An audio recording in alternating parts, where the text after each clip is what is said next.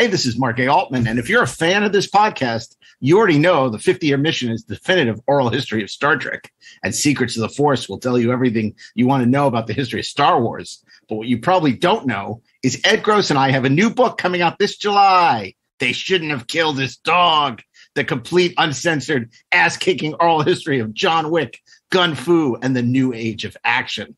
Coming from St. Martin's in hardcover, digital, and audio. You can order it today. Hey, this is Marc A. Altman. This is DAREN Doctorman, and we are the Inglorious Trexperts.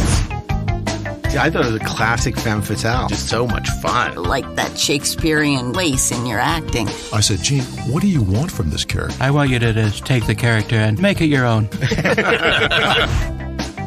I had a good time on the film. On day one, the movie was already $15 million over budget. We started this movie without an ending. That's like painting yourself into a corner. I don't think we've ever had a Star Trek captain on our show. Being, as you said, number one on the call sheet, it is a producer's position if you're going to take it seriously. I was so glad they didn't cast me as Lorca.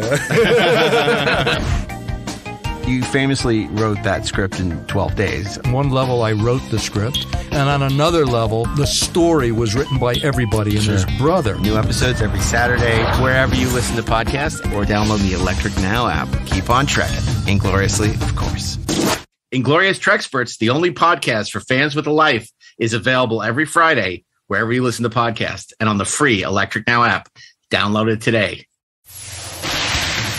Hello and welcome to Best Movies Never Made, the podcast where we talk about interesting and infamous movies that never made it to or through production. Most of the time, the movies you're trying to make don't get made. Like 4 of them may happen, 1 of them may happen, none of them may happen, and I'll be attached to 3 more things by end of summer. Turn the script into something resembling like Unforgiven with Conan. Yeah. Sadly, the rights expired and the whole thing just like went away overnight. New episodes will be available every other Monday. We won't see you at the movies.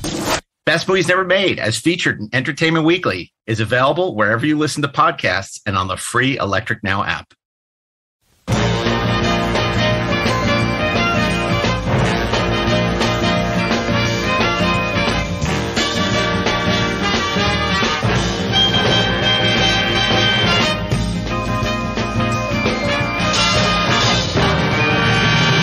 Hey, this is Marc A. Altman, and this is the 4:30 movie. And welcome to Baby Don't Mean Maybe Week. No. Baby It's You Week. No. Baby Straight down the line, baby. No. Who loves you, babe? Who loves you, baby? Who loves you, baby? No, it's just Baby Week. Baby Fish Baby Fish Mouth Week. It's it's taking the world by storm, Baby Fish Mouth. So anyway, it's a week about baby movies. Yay! Ooh, baby. Hey, baby. Hey, baby. Ooh, baby. Ooh, baby. Ooh, baby. Ooh, baby. Ooh, baby. Hey, baby. Hey, baby. Ooh, baby. Ooh, baby. Ooh, baby. Ooh, baby. And why are we doing a week about baby movies? As we mentioned last week, our wonderful sound engineer, the Marc Rivera, who stands on the shoulder of giants, Bill Ritter, just had a baby, and we want to pay tribute to his bundle of joy week here on the 4:30 movie by doing a week of great baby movies. So here to program the ultimate theme week of baby movies is Mr. Monday. Does baby need his bottle? Tuesday, it's DAREN R. Doctorman. Babies. And the evil twin of Ashley Edward Miller on Wednesday, Ashley Edward Miller. My knowledge of birthing babies is quite lacking. You know what song I always hated? That Queen song, Radio Gaga. It always made me think of babies, but I just never liked that. I like Queen. And I like their music for Highlander, but Radio Gaga, Radio Goo Goo, the worst. That's all we need. All we hear. That's all I hear. It's terrible. They played it at Live Aid, didn't they? I believe they did. Yeah. Probably. Speaking of Live Aid, 1985. 1985. Speaking of 1985, I saw Paul McCartney this weekend here in Los Angeles. And, although I've been disappointed by a lot of things from the 60s recently, particularly the new James Bond movie, as well as other things from the 60s, I have to say... Go dresses? That Paul McCartney did not disappoint. He was great. It's a great concert. I should hope he didn't disappoint. Did not disappoint. The parking situation at SoFi Stadium disappointed big time. Big time. It's awful. Awful. It took us an hour to get out of the parking lot, and we were parked like next to the stadium. It was crazy. We saw Paul McCartney at the Hollywood Bowl a few years ago, and took the park and ride shuttle. It was great. In and out of that place. And that show was fantastic. He still puts on a heck of a show. My God, 2.5 hours, almost 80 years old. Yeah. Yeah. It's extraordinary. Between him and Shatner, it gives you hope for growing old. But we're not here to talk about old people today. We're here to talk about the very young infants. And I'm not talking about us. I'm talking about like babies. And, Infant week. Yeah. Why, or as Werner Herzog would say, I would like to see the baby. People, a lot of these movies I'm sure we're going to talk about are comedies. People really find babies funny. Why is that, Steve? Well, they make funny sounds like goo goo gaga. Freddie Mercury. Like Freddie Mercury. They poop and pee in unexpected ways. And they're just really darn cute if you're into that sort of thing.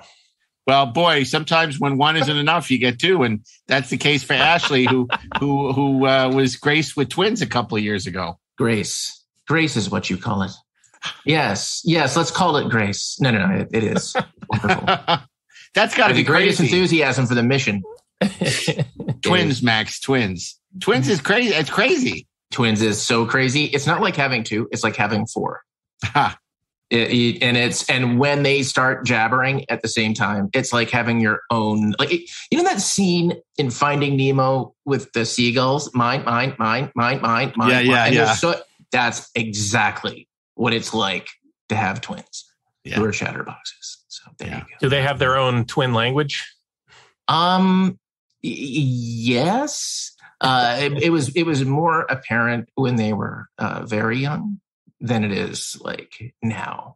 But they do weird things, like they sleep in complementary positions, like in their beds. It's very odd. It is very, very odd. So you mean like Tetris? Like if one has his arm raised like this, the other has his arm raised like that. Wow. It's very strange. I think you mean opposing positions. Sure. Let's go with that. You know what? Whatever it is, it's creepy as shit, okay? Well, I'm very excited to see what you gentlemen come up with for Baby Week. Me too. Starting with the name of the week. I got a couple of predictions. I kind of feel like I might know what you guys are predicting. Can I write it down on a card and save it for later? Yes. Yeah, you know what? I'll do that too. I have a couple of guesses. I think I'm going to be wrong for Darren, but... Okay. Right now, everybody is wrong for Darren. You know what? Because Darren hasn't decided. Because everybody is wrong for Darren because Darren's so picky. Okay. Damn right I am. Tuesday can't be left to chance. I'm locking in my answer for Ashley. Okay. Darren. Okay. He kept wanting her to give birth to a blank. Oh, no, I'm changing my answer for Darren. Okay. There we go. Okay. This is riveting radio. I'm locked in. Okay. So we're going to start, let's see, with Steve Melching on Monday, if we're even in the ballpark. So, Steve, tell us what we're watching on Monday. Well, Monday, I'm going to kick things off. I'm doing a fastball straight down the middle to start things off right. And my movie features not just one baby, not even two babies, not even three babies. I'm talking 5 babies, quintuplets, you might say. Quintuplets named Harry, Barry, Larry, Gary, and Nathan Jr. I'm talking about Joel and Ethan Cohen's Raising Arizona. Son, you got a panty on your head. Just drive fast, eh? Turn to the right! The first time I met Ed was in the county lockup in Tempe, Arizona. You're a flower, you are. A day I'll never forget. I do. You bet I do. Okay, then. My lawless years were behind me. Our child-rearing years lay ahead. But biology conspired to keep us childless. You go right back up there and get me a toddler. I need a baby hide. I got more than I can handle. At the time, Ed's little plan seemed like the solution to all our problems. And the answer to all our prayers. He's beautiful. What? Are you kidding? We got us a family here.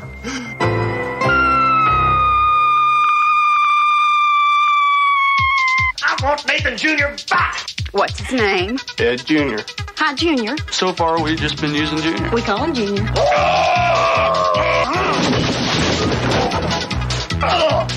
He's out there somewhere. Hold on, Nathan. We're gonna go pick up Daddy. I've been taking these Huggies and, whatever cash you got. You busted out of jail. We released Prashaz on our own recognizance. What Double here is trying to say is that we felt the institution no longer had anything to offer us. We got a child now. Everything's changed. Where's Junior? Who the hell are you? I'm a man.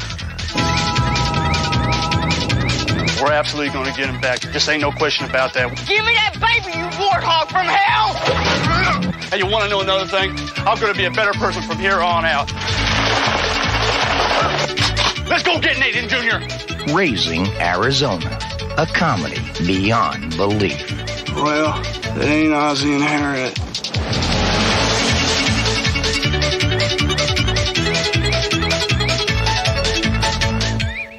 I was so close. I had that for Darren. Damn it. No way. So, of course, Raising Arizona, 1987, the Coen brothers' second feature film after Blood Simple, with a lot of the same crew members from Blood Simple, and that would carry over into their other films like Barry Sonnenfeld and Carter Burwell, and their editor, Michael Miller, before they started editing their own films under a pseudonym. Starred Nicolas Cage, of course, almost starred Kevin Costner in that role. Apparently he auditioned several times, but they went with Nicolas Cage. And I think that was the right choice. Holly Hunter, of course, hilarious as always. And John Goodman.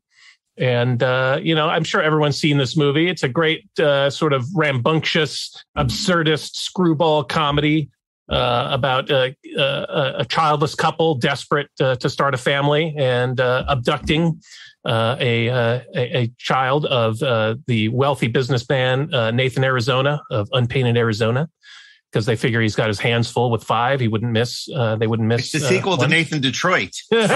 Fine. You're in Arizona. I am in Arizona. What do you want?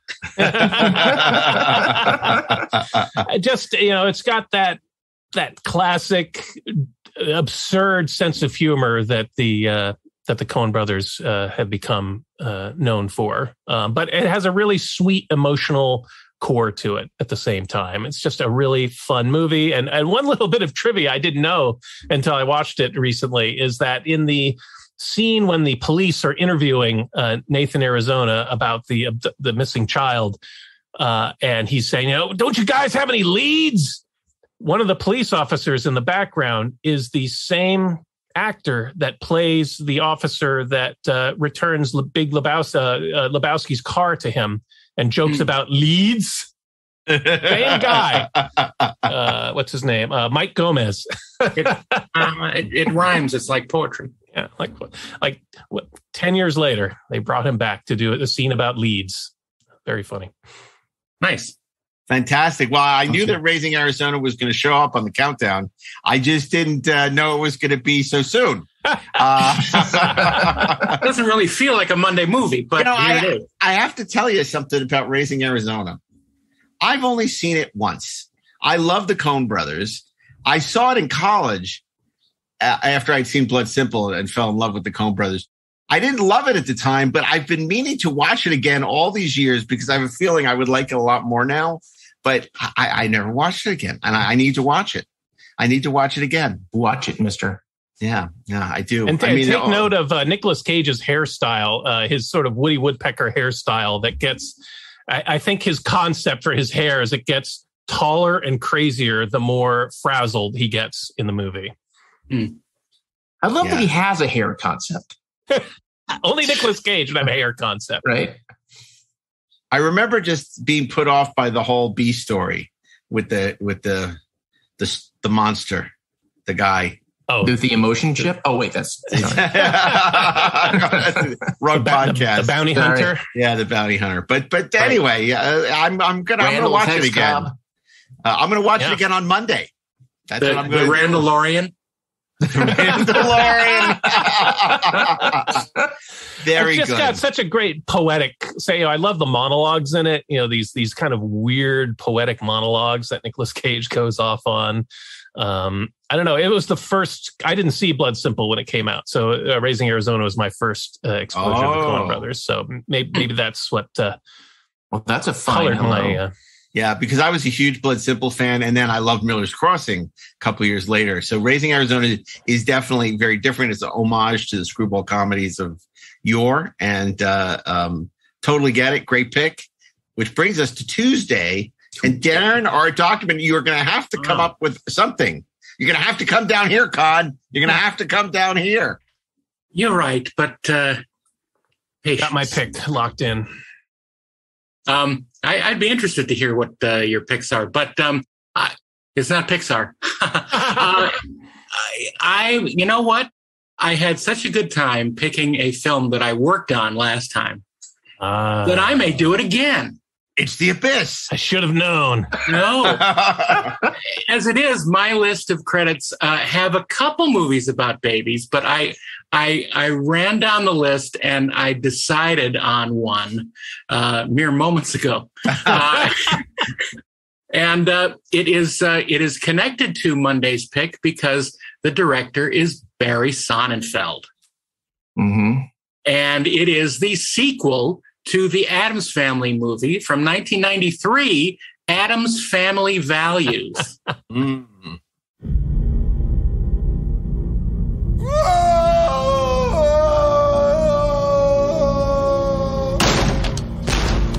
Nurse, how close are the contractions? Every 15 seconds, doctor. Are you in unbearable pain? My darling, is it torture? Oui. Forceps. Forceps. Go ahead. What news? Father, what is it? It's an Addams.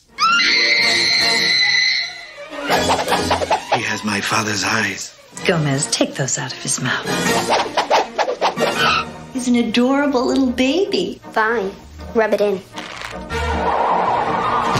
Children, why do you hate the baby? We don't hate him. We just want to play with him. Especially his head. You'll meet someone very special. Someone who won't press charges. Isn't he a lady killer? Acquitted. Women must follow you everywhere. Store detectives. And the stork flew down from heaven and turned into a baby. Our parents had sex.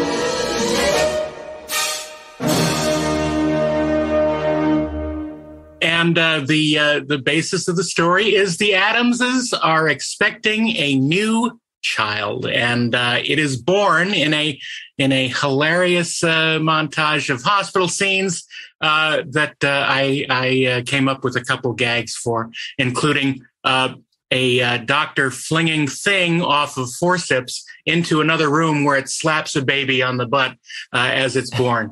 So that was my gag. You're welcome, America. Yeah, thank you. You're welcome. Yeah, I accept donations at my Patreon. But the story is fun because it brings up a name that Charles Addams actually had originally thought to name Pugsley, which is Pubert. which is the name of the new baby, which I always had a laugh at. And Pubert is a darling little kid, actually played by two twin girls. But they painted the mustache on him, so they both look like Gomez. And it's fun. It's not great, but it's fun. I enjoyed the first Addams Family a lot, but it was a little off kilter and not at all like the fun romp that I had expected, because I was a big fan of the TV show in the 60s. But I have to say that the casting in these films is impeccable. I couldn't think of better actors to play these iconic roles than Raul Julia, who was great as Gomez. And I have to add these little side stories of working on the movies. When I was visiting the graveyard set to show some storyboards to the director and the visual effects supervisor, who I was directly working for, there was Raul Julia. I don't think he was working that day, but he was sort of observing and seeing what everyone else was doing. And he started up a conversation with me, and I showed him the storyboards. And you told him you performed that part in high school. And that was George C. Scott. No, that was... What? No, I didn't. It isn't the same story every time, Mark. Okay, you were driving, you were walking along the highway, and he picked you up in a car. Oh no, that's right. No, that's Ed Harris. Never mind. Yeah, Amber Heard. No, but I have at least one story from each of the movies I've worked on. But this is the one for Addams Family Values, and he looked at the drawings and said, "You did all these yourself?" And I said, well, yes, that's kind of what the job is. And I said, that's marvelous. And it was so sweet and genuine. And he was, at that time full of life and energy. And he was having a great old time. And it was a big tragedy to lose him just a couple years later. But I also storyboarded the dance sequence in the underground restaurant, the big tango scene. And that was a hell of a lot of fun. And they used a lot of my ideas for that as well. But I have to shout out to my friend Alan Monroe, who was the visual effects supervisor on here, who hired me. And we would sit in the visual effects trailer and the back lot of Paramount and come up with gags for this movie. And a couple times Christina Ricci would come in and hang out in the trailer. She was 14 years old. And everything was on the up and up. So get your minds out of the gutter. She was just a sweet girl who wanted to hang out because she was bored with being on set. So it was a fun thing, and it was a great group of people. And I liked the movie when it came out. But the fun thing is it adds Joan Cusack to the group as a woman even crazier than the Adamses, and of course the great Christopher Lloyd as Uncle Fester, who is so quiet and unassuming in person that is complete opposite from any of his roles that he's performed. And of course, Mark knows the magic of Carl Stryken, who is he was a wonderful gentleman and one sweet-spirited and a lot of fun to sort of hang around with. Anyway, but and it was Angelica Houston. Absolutely, yeah. And next week, Darren picks Real Steel. We're going to go through his entire biography. This is going to be the 4:30 Darren's oeuvre. I love hearing stories like that because I remember coming up thinking like, how do these writers and directors come up with so many friggin' ideas and it's so creative? Like, I'll never be able to do that. And then you're like, no, there's a whole answer is, well, they don't. There's a whole bunch of people who do this. Coming up with ideas for their movies. We like to be known as the great unknown. Well, look, it's the same thing about, in the writer's room, where it's like having a writer's room is so much, better than like writing the whole season yourself. Of course. Yeah. Because you have, you multiply all these great minds and, and come up with so many ideas. But at the end of the day, it's like one person on the script, but it's really, 10 people that, and then all the keys and everybody else. So. But I have to call out the strange and wonderful performances by Peter McNichol and Christine Baranski as the summer camp counselors. They are completely insane and annoying, and it just makes you think that, what sort of political stance do the filmmakers have? Anyway, but it's a fun movie and some great performances, especially by Christina Ricci. Did you read Barry Sonnenfeld's autobiography? It's very good. I haven't read it yet. I have it on my queue on Audible. So yeah, it's good. He's such a quirky, interesting guy, and it's funny because I loved him as a DP. I'm not a huge fan of a lot of his movies, but I'm not like a big Men in Black fan. Yeah. Although I love Get Shorty, but his direction is a little uneven, but he is a very interesting guy, a brilliant DP. Yeah, and most of the times nice to get along with. Yeah, that's great. That's great. Boy, and we learned so much about the Flintstones a couple of weeks ago, and this is great. I love when The Exorcist 3 last week. It's great to have this inside baseball stuff. Well, I figure I have 33 years of this shit, so I might as well, share some of it at this point. Because I'm not going back, baby. I'm not going back. Nice. Okay, so that brings us to Wednesday, and I got my pick locked in for Ashley. So don't disappoint me because I've been wrong. After Ashley's and your pick, I want to know what you had picked for me. Oh, okay, you got it. Okay, yeah, so, I got you locked in still. Okay, I got Ashley's ready to go. I'm going to open this with a baby story involving a celebrity that has nothing to do with my pick, but I'm going to do it anyway. Kind of in the spirit of the thing, as it were. This thing of ours. That's kind of a baby film. Yeah, totally. That's why my pick is Swingers. No, I'm kidding. So when Caden was 1 year old, he was not a twin. Not a twin.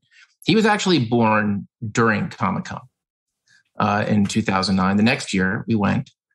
And we were leaving him with the daycare facility that they had for babies at the con. It was in the convention center. It was at least the sign said daycare facility. It said daycare center. What it really was intake for lunch. Baby con. Baby con. Their own little people.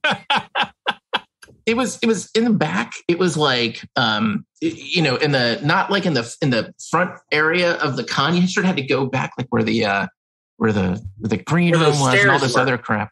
Right. So we went to pick him up. We got in the elevator. We had him in the bassinet. It was just us. And as the doors were about to close, the man stops the elevator doors from closing. He steps inside.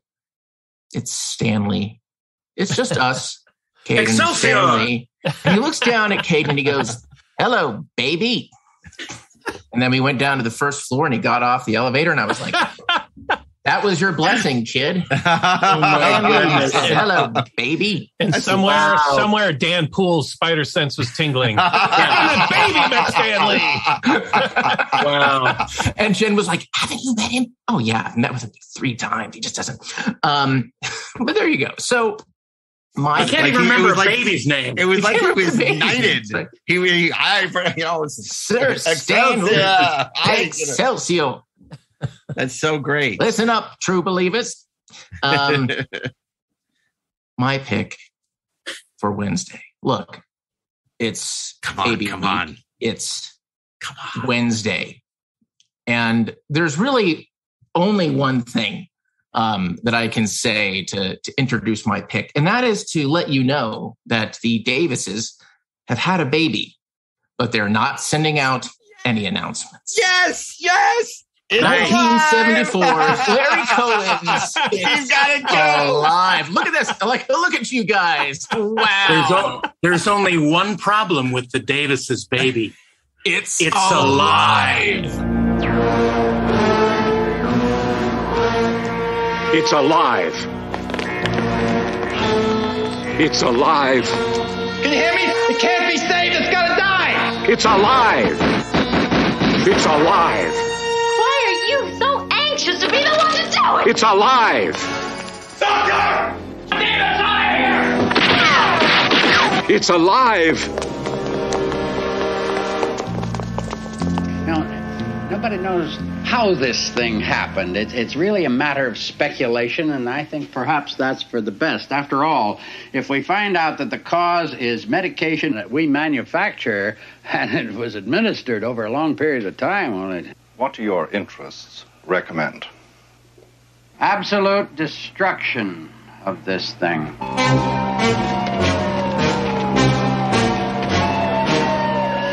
It went down the storm drains. That's how it can travel the length of the city without anybody seeing it. Don't touch me. Don't you touch me. They stole my baby. Go on, get down. Did you see it? Did you see? What does it look like? What are you Get those cameras out of my face, please. I got no comment. That had nothing to do with this. Will you get that thing out of my face? Get out of the way! He could have killed you. You know why he didn't? You know why he didn't kill you? Look out, Charlie!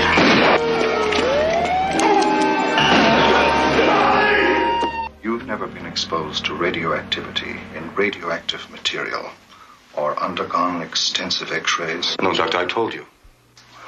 Can't rule out genetic damage. Let go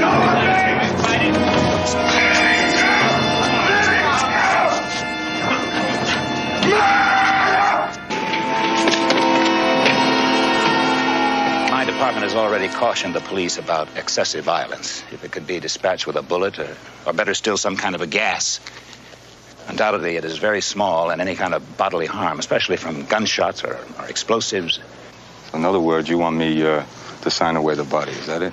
Well, it's your right. After all, you are the child's father.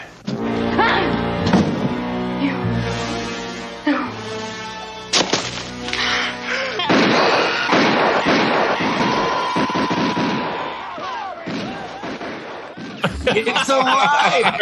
Don't go alone. Please. Do we know you or what? You know me so well. Let me tell you something. I'll talk about the movie in a second, but first I want to talk about the television campaign, right? The advertising campaign for that movie. The TV spot that they ran was very simple. It was a pink bassinet, and it was just rotating. Well, the narrator said exactly what I said and what we kind of just ran through. And when I was a wee boy, and that TV spot would come on during Star Trek, mind you, very cool. I would scream and run out of the room and go find my mom. Like, it burned itself into my brain. Like, that was how traumatic that advertisement was. That's how effective it was. The only thing I can remember that was as terrifying to me was the TV spot for Alien. Right. And that's it. I remember the comic book ads for It's Alive. It was just that picture of the bassinet with and have like the little claw hand sticking out or something. It was like, Look, when babies have claw hands, it's bad. What year was this? Like 76 or 77? It was 74. It was re-released, I think, in 76. Oh, okay. The sequel was 76. Yeah, It's Alive 2. It's Alive because 2. they used to have the ads in Starlog. And I remember I used to get scared of the ads in Starlog because it was so creepy. And I'd have to turn the page really quickly because, I think it was for the soundtrack, actually, because it was Bernard Herrmann's last score. It was like, ew, this is creepy. I don't want to see this. On my way walking to school back when we lived in New Jersey, I would always pass this theater called the Elmore Theater. I saw Star Wars there. It was a buck for every show. But it was this sort of city theater with a big, overhang and posters in the front windows. And of course, over a stretch of a few weeks, they had the It's Alive poster there, and it scared me to death. I know. That three-toed hand over the edge. Oh my God, it was so freaking scary. I didn't want to see this movie ever. When I finally did, I was kind of disappointed. But that said, the magic of advertising. Right. The build-up have never from been that so scary. Advertisement is just so powerful. Yeah. And it just shows you like how much power there is in simplicity. Yeah. And letting the audience imagine, because there'll always be worse. They'll almost always be worse than what a filmmaker can come up with. Contra Darren, like, the truth is that It's Alive is pretty good. Now, look, the premise is really, I mean, it's kind of dirt simple. It's insane. Baby is born monstrous. It kills the doctor. It kills the nurse, and then it just kind of heads for the hills. Yeah. And then it's about the hunt for this like killer monstrous baby, which is insane. And yet basically in the LA River. Yeah. But the reason why I think it works is that it kind of taps into and makes use of a lot of parental fear and parental instinct, right? It's the instinct to protect the child. It's also the parental fear, which is very real, that like, what if your kid does suck? Like, what if your kid is a monster? Like, I mean, before they're a teenager, I think we all like have those thoughts and those worries, and it's very canny about it. And the plot is very simple. Yeah. It plays the pharmaceutical company Canard, which David Cronenberg obviously, uses probably like more than once, but definitely in Scanners, which was also on my list. But it's, the reason why I landed on It's Alive is just because the imagery is just so iconic. Yeah. And it's so wrong on every level. Yeah. It works. And it works enough that it inspired 2 sequels and a remake. Well, it was written and directed by the great Larry Cohen, who was so good at this kind of thing. He was able to take this sort of genre of low budget horror and suspense and put a great spin on it. And he was the master of this kind of thing. Yeah. Well, let me tell you, I don't want to go there because you've never had to sit at a Sad and Words table with Rob Burnett and Larry Cohen. As Kiss-Ass Rob went on and on to Larry Cohen about what a genius he is for 3 hours, unabated. First, he went on about original gangsters because that had just gone. Then he starts going through his complete oeuvre. I mean, Larry Cohen, I think at first was flattered. And by the end, I think he wanted to have security throw him out of He wanted to be anyone else. Yeah. It was so funny because it's always charming. It's the same thing that happened with John Philip Law. At first, it's like really good. But then Rob keeps going. And at some point, I always have to interrupt and say, listen, I know it sounds like he's full of shit, but this is why we call him Kiss-Ass Rob, because he really means it. He is that he's genuine. He's genuine. He's that passionate. And so you just got to let him go. There's nothing else you can do. He can't be stopped. There's no off switch. He can't be bargained with. He can't be reasoned with. He doesn't feel paid. That's all that he does. The praisinator. Yeah. But I'm sure Larry Cohen was very appreciative. So, but he at some point we circled around the It's Alive for probably another hour or two. But cue the Winged Serpent. Yeah. That's right. 1982. That's right. Yeah, so that's a great pick and not entirely unexpected. Apparently Steve not. And myself. So I appreciate you being so predictable. But when I told my wife the theme for this week, she's like, "Oh, you got to do It's Alive." I'm like, "No, Ashley's got that hand." But man, that puts me in a quandary. This whole thing because do we want to reveal our picks? Yeah, for Darren? because Darren this is part of my quandary. No, I'll tell them right now. Because I had for you, Darren. Because Monday, this is what I thought. I thought Darren was going to do Raising Arizona. So for Steve, I had Children of Men. So I thought Steve was going to do Children of Men, and then Darren was going to do Raising Arizona, and then Ashley, I was sure was going to do It's Alive. So there you go. Steve, I thought about that. But I figured, no, come on. Yeah, he did Return of the Jedi for Stoner Week, so come on. For those of you who are listening to the podcast, I've been proven right over Return of the Jedi, by the way. I picked 2001: A Space Odyssey for Darren. Yeah, I had a good pick for Darren. It's got a baby in it. I know. It's a child. It's a star child. I got my pick for Mark locked in, so I'll be ready. Yeah, so you think. So you think. Because here's the thing. To steal a phrase from Ashley.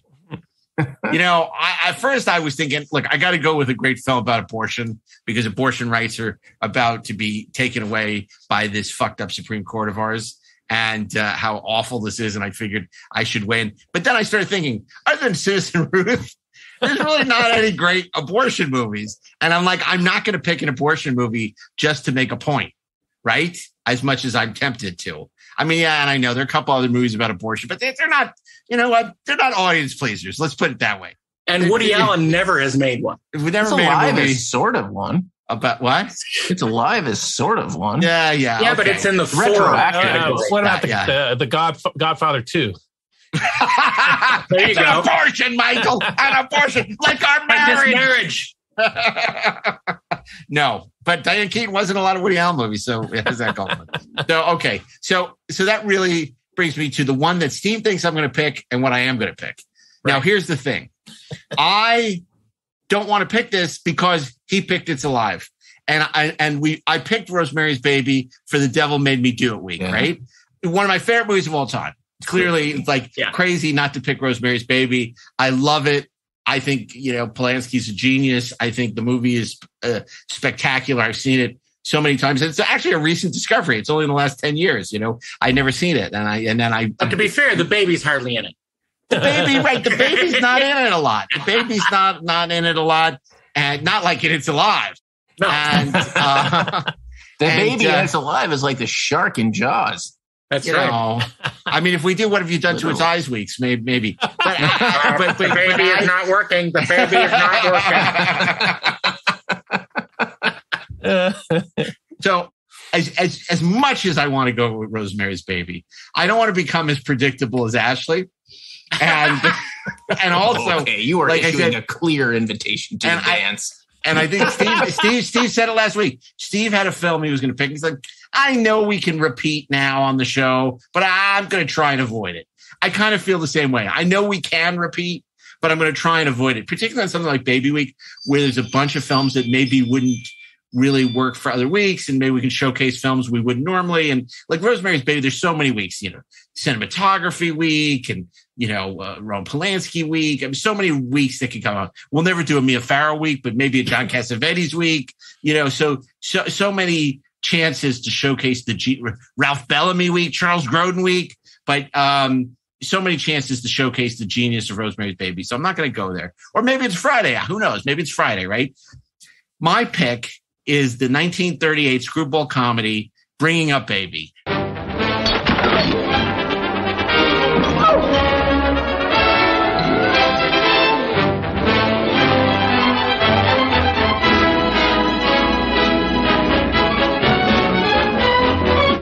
Only let me explain. You see, I just gave someone that bag to hold, and that...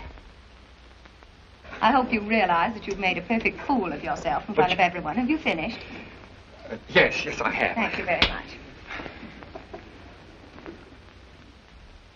Oh.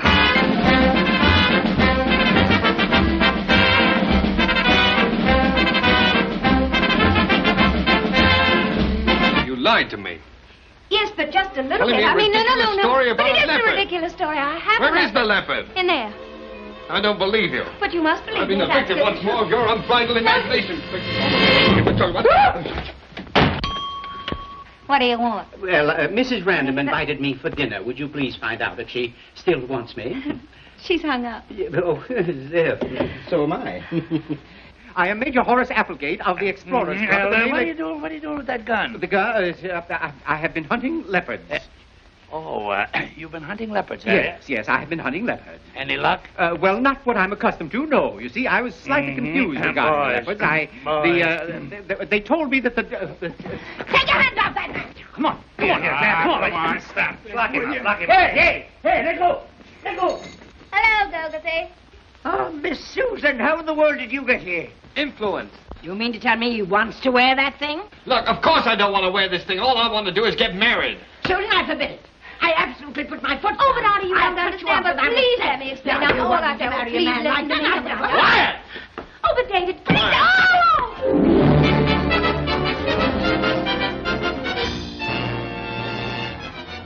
That was my first choice. Steve for the win. Nice. Wow. I'm impressed. Wow. Steve. Good. You're good. That's hilarious. That was my first choice. And I said, you know what? I'm not going to be that obvious. I'll let Mark be that obvious. Oh, that you slay me. But when I was working on Bringing Up Baby at 38, let me tell you, me and Howard Hawks had some great conversations. Nice. No, so obviously this is the Katharine Hepburn, Cary Grant classic screwball comedy. Huge influence of Peter Bogdanovich. His movie What's Up, Doc is an homage to Bring Up Baby. Bring Up Baby is just, it's so much fun. It's so funny. And you know what's really interesting is it was not a big success when it came out. It's only in retrospect that it became, this legendary film that's in the Library of Congress, that's a beloved classic. But when it came out, and it almost killed Katharine Hepburn's career. She just had failure after failure. It's really pretty goofy for a 1938 audience. It's very goofy. In a way, it's ahead of its time. And it has that great Howard Hawks kind of rat-a-tat-tat dialogue. Yep. And yeah, it's very sophisticated for a film of its era. And that's maybe why it was, like you say, a little ahead of its time. But it's super funny. It's a great Howard Hawks film.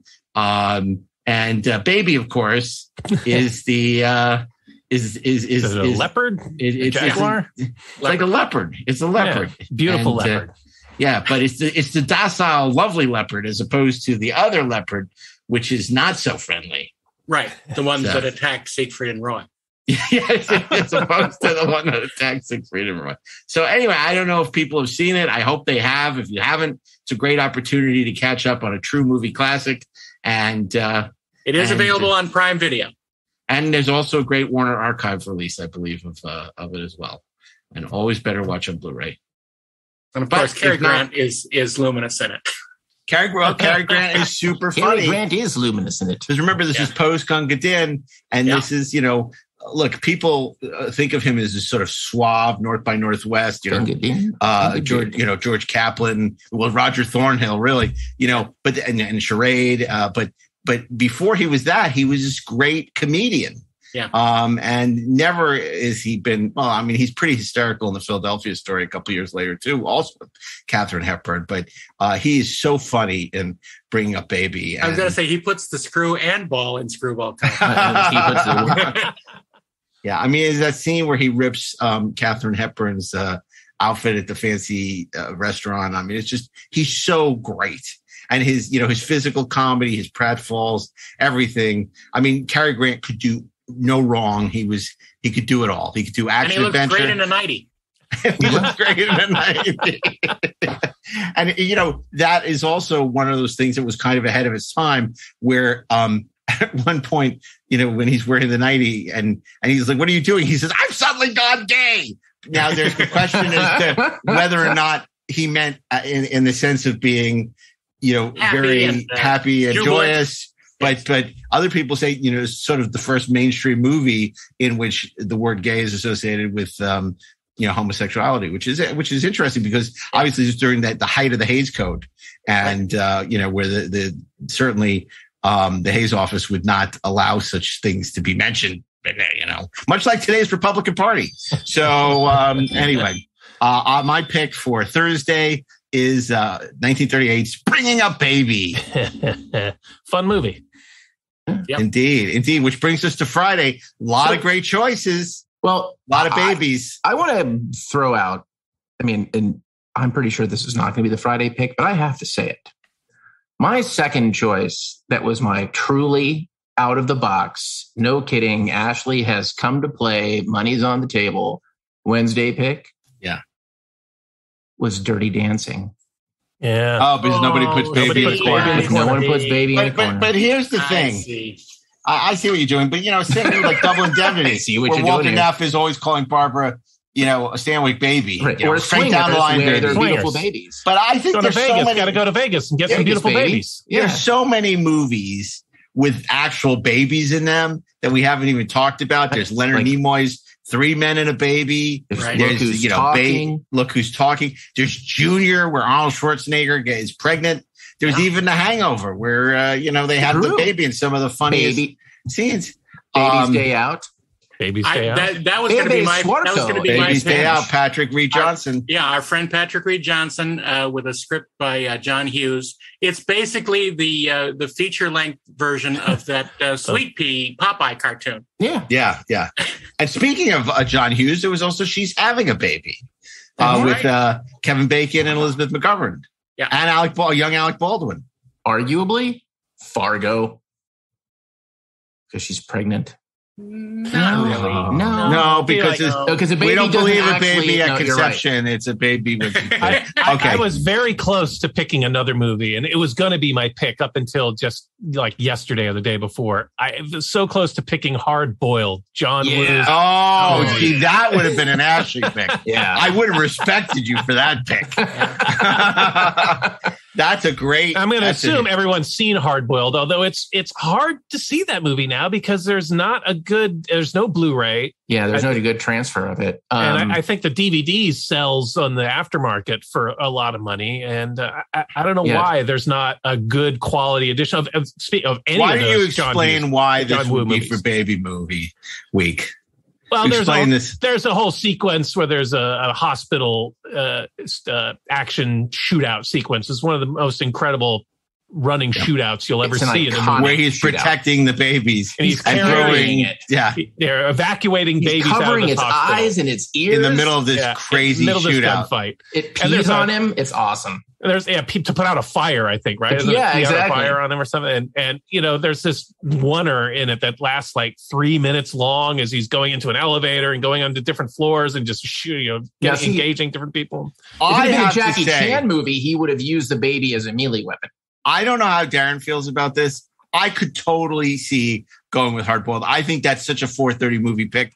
I mean, I think we should talk about some of these other things I mentioned earlier. Children of Men, which is, sort of set in a world in which women can no longer get pregnant. And then, Clive Owen has to protect the last pregnant woman. It's not as exciting as Hard Boiled, but it's a pretty amazing film. It's a great movie. It's very serious and not fun. Not to stamp on Ashley's Wednesday, but Sword of Vengeance, Lone Wolf and Cub. Oh, interesting. That's interesting. Also, there were some really, in the aughts, it's interesting because these were huge movies that no one talks about. Like when you think about a film being disposable, because these were huge. There was a Diablo Cody's Juno, which at the time was like critically beloved. Everyone was seeing it. It was so much in the zeitgeist. Gone. Nobody remembers it. Nobody talks about it. It's a really good movie too. So, and the same thing with Judd Apatow's Knocked Up, which is a movie I loved, which was huge at the time. It made Seth Rogen's career. I mean, yes, he had been in, Undeclared, and he'd been in other things, but Knocked Up made him, a huge star. And Katherine Heigl, and people don't talk about that movie at all anymore. And I'm not sure why. Maybe because it's not politically correct. No, why? It's because it's completely unbelievable. No, that Seth Rogen would ever get to sleep with Katherine Heigl? Yeah. Yeah, I don't believe it either. So, yeah, I'm with you. And she was really drunk. Yeah, but Darren mentioned Lone Wolf and Cub. There's a whole series of these movies, and they're really great. And of course, they're the inspiration for the Mandalorian series and Road to Perdition. There's a great Criterion box set of these movies, and you should definitely check it out if you haven't. They're really, really fun movies. In the 80s, speaking of Diane Keaton, there was a Baby Boom, which was a big movie in the 80s, which, again, people don't talk about as much. Also, Son of Kong. Yeah. There were a couple of I thought about Son of Kong. I bet you did. There are a couple other 80s movies I almost went with. Labyrinth. Jim Henson's Labyrinth. Yeah, that's a great one, honestly. You remind me of the Babe. What Babe? The Babe of the Power. What power? The power of voodoo. Voodoo. You do. What? Power of the Babe. I saw my baby crying hard. And that's basically all of the movie we need to hear. And then, of course, there's Ron Howard's Willow. Right. Laura Dannon. But then we'd have to recommend the Queen of Yogurt. But then on the other end of the spectrum, let us pay homage to David Lynch's Eraserhead. Yeah, absolutely. That is true. That is that's on that spectrum of really disturbing babies, like Rosemary's Baby, and It's Alive. And It's Alive, yeah. No, it makes Rosemary's Baby look like the feel-good movie of the year. Ooh, that's a rough watch. I mean, I've only seen it once. I haven't been able to revisit Eraserhead. As much as I love David Lynch. Yeah. I wish they'd come up with a bunch of Eraserhead erasers that you could put on your amazing. This is great marketing. Yeah. That's the merchandise you want. Absolutely. And you could argue something like The Incredibles. A baby. Sure. Or at least The Incredibles 2 particularly, because it's so much about Jack, right? Yeah. And it also, The Incredibles 2 has such amazing, true wisdom about raising babies, right? It's like, the cookie strategy is doomed to failure. It always results in demon baby. It's totally true. Like Brad Bird knew what he was talking about, like when he wrote Incredibles 2. Do you think Hangover would be more popular today if they had made those two awful sequels? Yeah. Yeah, probably. Because, again, another movie that talk about a zeitgeist movie. Everyone was seeing The Hangover. It was huge. It was funny. Monster hit, big laughs. And then, and it still works. It holds up. But you don't really hear as much about it anymore. People. How many sequels are there? Are there 3 of them or 4? Two sequels, yeah. And they're progressively worse. Yeah. It's a movie. The writer of those movies, Craig Mazin, turns around and makes Chernobyl, which was absolutely amazing HBO miniseries. Well, and don't forget his superhero movie, his superhero parody for Dimension. We know his superhero movie. No, I'm not talking about the specials. I'm talking about he did one for Dimension, which was like a scary superhero movie. Yeah. Right. Yeah. He did a scary movie and all that. Which is less memorable than the specials, actually. Yeah. It's not a special. My second choice for Ashley would have been a movie that he's talked about before on the show, Baby Driver. I love Baby Driver. Yeah. I gave serious thought. But surprisingly, not about an infant that drives a car. No, but that would be really entertaining. Let's write that movie right now and sell it. Totally. Yeah. That's right. He's the getaway driver. That's right. Now, what about it's Heist meets Baby's Day Out. Baby's Day Out. No one will be admitted to the theater during the final shootout. What about something like Alien? Yeah, you could. They're baby aliens. But that's not the spirit of the week, because remember, this was to honor Marc Rivera and babies. Yeah. And instead we're turning it into Monster Week. We're turning it into Mutant Week. Yeah, but you know what? That's because some of us are experienced parents and we know that that's what it is. Right? Yeah. Let's go with Total Recall. It's Quatu. It's Duck. Stay out of the way, man. Mark, I'm talking to you right now, buddy. What you need to do is do everything possible to be not noticed by anyone in your house. That's what you have to do to survive, my man. Marc Rivera is like, well, I got to go out and mix the episode. I'm sorry, I'll be back in the morning. And it's like, but you edit in the house, and it's like, no, I just gotta leave. Why didn't we just pick Predator then? By the way, did you see the trailer for Prey? That looks good. Is that out? Yeah. It's going to be from Fox on Hulu this summer. Yeah. But they've it's kind of reimagined the whole series, and it's a really cool teaser trailer. This time, the Predator's the good guy. I don't think that's what it is. It's like the way you said that reminded me. Did you ever see the trailer that somebody cut for The Shining that was like absolutely Salisbury Hill, Shining. Like Predator versus Alien was about the monster with the vagina face versus the monster with the penis face. Stop! We gotta stop with the horror stuff. Get movies about all these movies about babies. Well, what about Baby, the Secret of the Lost Legend? Yeah, jeez. Did the Thin Man series? Did they finally have a baby? They did. And then there's Baby's Little Dividend with W.C. Fields. And then there's Blondie's Father's Little Dividend. I'm sure there's a Blondie movie about having. Father. Yeah.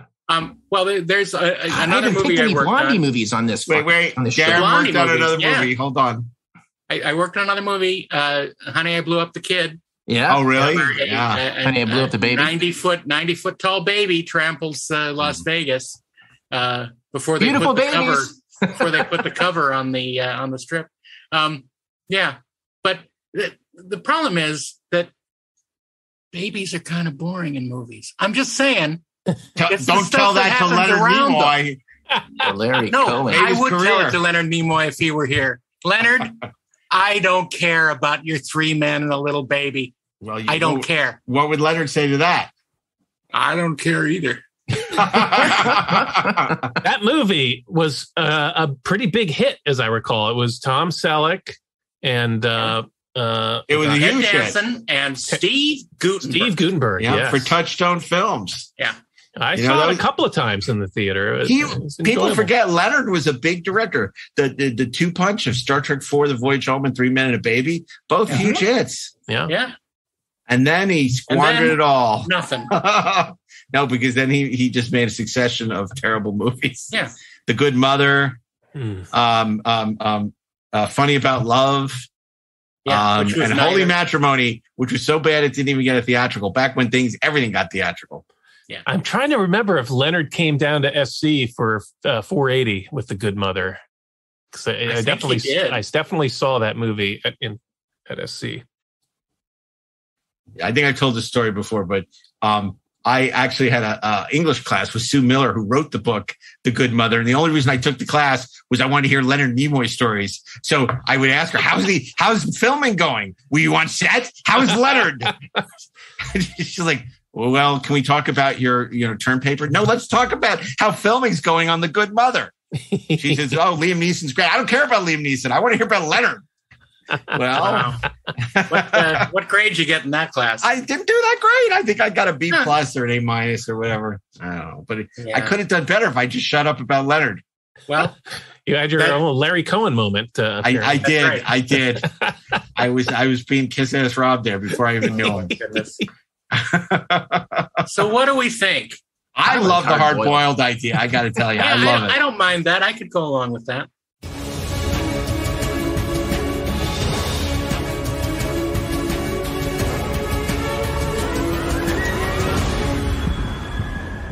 On dark streets, where violence consumes everything it touches, and the innocent live in fear, 2 men dedicated to justice will follow different paths. As one searches for revenge and the other for redemption, fate will bring them together. Now, for those who hide behind the shadow of corruption, only one thing is certain: a day of reckoning is coming.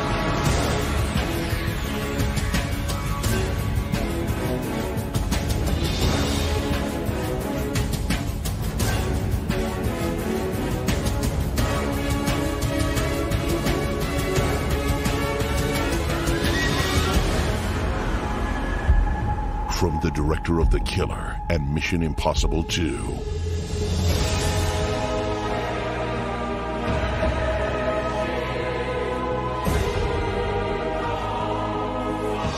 Chow Yun-fat and Tony Leung in one of the greatest action movies ever made. Hard Boiled 2-disc Ultimate Edition. Look for it on DVD, exclusively from Dragon Dynasty. It's like, you know what it is? It's like, better than I'm trying to Over imagine Easy. the tweet on Friday and the picture of like Chow Yun-fat holding that baby and the gun. And come on, you know what? You're watching that. You know, because all the songs apply. Baby, It's You.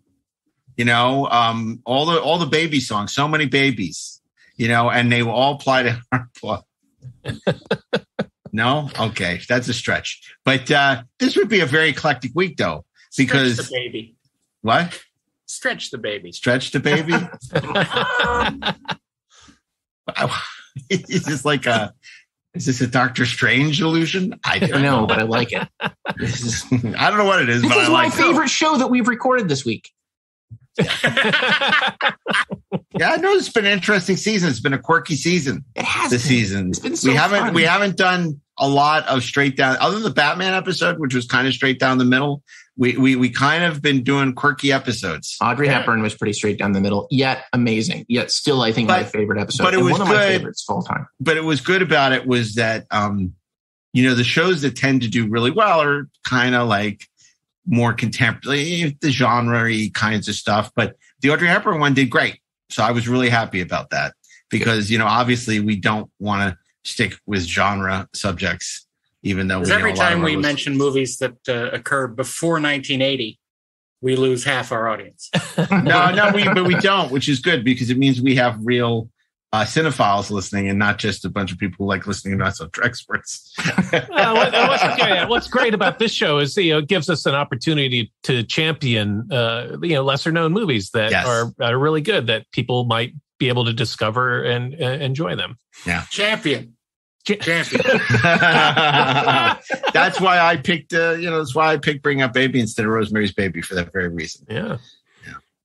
And that's why Darren picked Adam's Family Values, a movie that nobody's seen. That's right. For his pick, that you should see because it's not bad. That's a ringing endorsement. It's not bad. But and of course, Hardboiled, a movie which virtually no one can see unless they have the old Criterion Laserdisc. Oh my god, but it's so good. So good. I still have my Laserdisc, and it's autographed by John Woo, Terrence Chang, and Chow Yun-fat, I believe. Oh, that's pretty cool. You should frame that and put it on the wall. Because you can't play it, so you might as well frame it. Yeah, exactly. I still have my Laserdisc player. I never use it. It's not hooked up, but I have it. Now for emergencies. Your Laserdisc is ranged weapons. That's right. Like when the zombie apocalypse happens, you can just whiz them on out. It's like that scene in Shaun of the Dead where they start throwing the record albums, except I'd be throwing Laserdiscs. Yeah, because record albums are valuable again. Yeah, exactly. And Laserdiscs had more heft to them. I think they do more damage to a zombie. Like I think, I'm not sure like a light piece of vinyl would do it, but like the Laserdiscs were thick. So especially if I had a box of CAV discs, whomp, whomp, whomp. I could decapitate someone with that. You have the added bonus of being able to throw laser rot onto them, right? Or throw it in slow motion. You can also use them to like blind them as they're coming at you or signal helicopters. By the way, I had this discussion, just as a little bit of a digression, but zombies have come up. I had this conversation with Caden about zombies, right? Yes. Zombies eat brains. Okay. But not every zombie has a complete esophagus or digestive system. Good point. When those zombies eat brains, where do the brains go? Does it work? Do they slowly starve to death? Like, is it as important for a zombie to like have a functioning head as it is to have a functioning stomach? I don't know. Zombies only eat because they're bored. You're right. It's because it's that thing they remember doing in life. Yeah, exactly. They only do it for the enjoyment. Can you imagine they're zombies undead. lined up at In-N-Out Burger? Yeah, no. Double. They're not like stress eating or something. Like they're worried about. I just need the mouth pleasure of eating your brain. That's correct. Yeah, it's a trace residual memory of So I don't have being a lower human. jaw. So what? That's why they want to eat human flesh if they can't find the brains. The brains are tastier, but the flesh is not bad apparently. I'll take your word in that. It's Alive Week. It's alive. Movies about cannibalism. Next Friday, week. it's alive too. You don't want to do Cannibal Week because. No, we really don't. Cannibal Holocaust on Wednesday. Yeah, exactly. Wednesday. Although really for Cannibal Week, that's Monday. Yeah, that's true. I suppose so. I don't know what the hell Cannibal Week Wednesday is. It's frankly. Richard Donner. Oh wait, no, that's not. Okay. That's the Donner Party. Yeah. That's right. Donner Party of 5. Donner Party of 5. Okay, well, listen, this was interesting. I think if anyone's contemplating having a baby, we scared them off now. Sorry, Mark. Well, no, Mark, we're so happy for you. And we know that you're very lucky, and you're going to have many years of joy with this beautiful baby that you've been is now part of your life, and so is this episode of the 4:30 movie. And now, when that baby is keeping you up, this 20 minutes ago, and now when the baby is keeping you up at 3 a.m, you have the perfect movies to watch. So there you go. Okay, so guys, if you will, remind me of what we're watching this week on Monday, Steve Melching. Monday, it's Nicolas Cage and Holly Hunter, and the one that started it all, Raising Arizona. On Tuesday, what are we watching, Darren? It's 1993's Adam's Family Values. On Wednesday, Ashley Edward Miller. There's something wrong with the Davis baby, and that thing is you haven't watched it eat the doctor and the nurse yet. 1974, Larry Cohen's It's Alive. And on Thursday, it's 1938's Bringing Up Baby from director Howard Hawks. Is not like the other. And on Friday, it's John Woo's Gun Fu classic, Hard Boiled. Hard Boiled. And if you're into Gun Fu, don't miss the exciting new book from St. Martin's Press. They Shouldn't Have Killed His Dog, from Ed Gross and Mark A. Altman, coming this July. But you can pre-order now. And I hope you will, because, you know, I like royalties. Okay, so... You mean like Meghan Markle? Yeah, that kind of royalty. Yeah. Okay. So, anyway, this was a baby week. It was. And a very congratulations and thanks and gratitude to Marc Rivera for mixing this episode. Great our joy producers, and gratitude. Natalie Miscali, Peter Holmstrom, Zach Regas, our producers. And of course, you could follow us on Twitter at 430 Movie Podcast, as well as Instagram and Facebook. And if you're a fan of the podcast, please rate us 5 stars. It tells other people you should check this podcast out. Maybe not Baby Week, but maybe other weeks. You might want to check them out. Wow. So, this is a good week. This is a good week. This is a fun week. I would watch this week. In fact, I did. That's the beauty of it. I'm going to watch. I'm watching Raising Arizona on Monday. I'm going to watch Addams Family Values on Tuesday. I am not going to watch It's Alive on Wednesday. I'm going to go with the after school special instead. So maybe I'll substitute it with another film with Juno. I don't know. Yeah, it's the same movie, actually. It's the same movie. It's really the same basic plot. Ellen Page eats the doctor. Remember how big Diablo Cody was? Right, for like 10 seconds. Yeah, and then like that. Yeah. Over. Man, yeah. God, it was pop culture just picks people up, chews them up, spits them out. It just proves that the machine can create you, but it can't keep you alive. That's right. Look, music is filled with one-hit wonders. But not Paul McCartney, let me tell you. That was pretty amazing. Anyway, well, this is great. We'll be back next week with an all-new episode of the 430 Movie. So until then, on behalf of Steve Melching, Darren Dockman, Ashley Miller, and myself, Mark A. Altman, keep on watching the movies, because Eyewitness News starts now. Wow. Keep on 430ing. Ingloriously, of course.